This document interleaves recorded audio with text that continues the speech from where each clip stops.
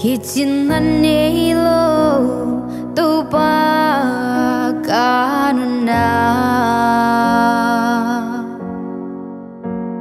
bang malo bima hityang dong nong ton pi kasanding kilom lo ngatu phate kaya dingin kamaya nong lui nong tun pihi mo sang dona kay nong khahi nasialam khudin kay hong lên hi kalau kay di nung happy na in ke ading in ki jing he tu panang ha beki ka guang zona tu para hoi hi kia ding na hoi hi lel ka tim thei lo tàu pa nong ina không yêu quam chuk pi kan no hun chiangi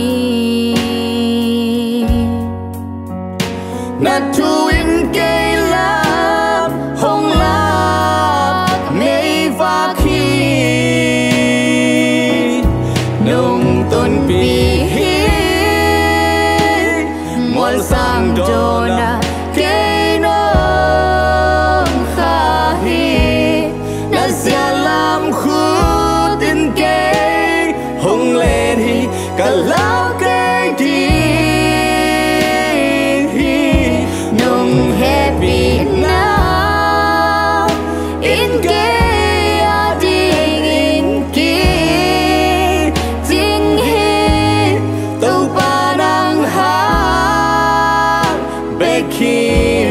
ka guan zona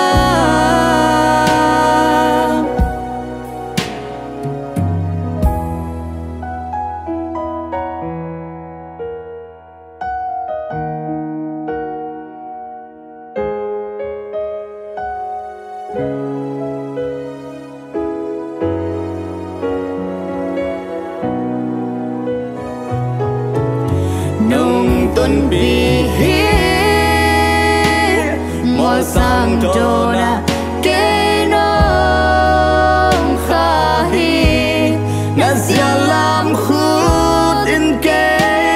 hong lên hi kalau ke di nung happy na in ke ading in ki jing he tu panang ha beki ka guan zona tu panang ha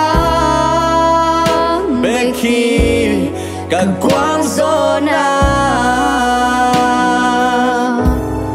tu panang ha bekhi ka guar